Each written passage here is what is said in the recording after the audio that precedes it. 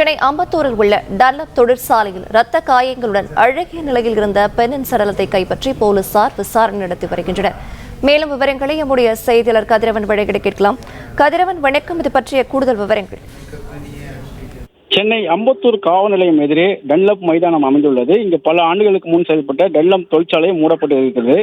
பாழடைந்த நிலையில் இருக்கக்கூடிய இந்த தொழிற்சாலையில துர்நாற்றம் வீசுவதாக பொதுமக்கள் கொடுத்த தகவலின் அடிப்படையில் காவல் நிலைய போலீசார், அம்பத்தூர் காவல் நிலைய போலீசார் சம்பவ இடத்துக்கு சென்று சோதனைகளை மேற்கொண்ட போது பெண் ஒருவர் சடலமாக மீட்கப்பட்டிருக்கிறார். நிர்வாண நிலையில, அழுகிய நிலையில, உடலில் ரத்த காயங்கள் இருக்கக்கூடிய நிலையில அந்த சடலமானது மீட்கப்பட்டிருக்கிறது.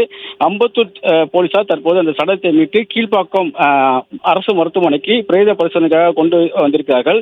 முதற்கட்ட விசாரணையில இறந்த பெண்ணுக்கு 35 வயது இருக்கும் என்றும், இறந்து 2 நாட்களான நிலையில் உடலில் பல்வேறு காயங்கள் இருப்பதாகவும், அழுகிய நிலையில் இருப்பதாகவும் போலீசார் தரப்புல தெரிவிக்கப்பட்டிருக்கிறது. மர்ம நபர்கள் யாராயினும் கற்பழித்து கொலை செய்திருக்கலாமா என்ற கோணத்தில் இந்த விசாரணைகள் மேற்கொள்ளப்பட்டு வருவதாகவும், அழுகிய நிலையில் இருப்பதனால பிரேத பரிசோதனைக்கு பிறகாக தான் முழுமையான விவரங்கள் தெரிய வரும் என்றும் தெரிவிக்கப்பட்டிருக்கிறது.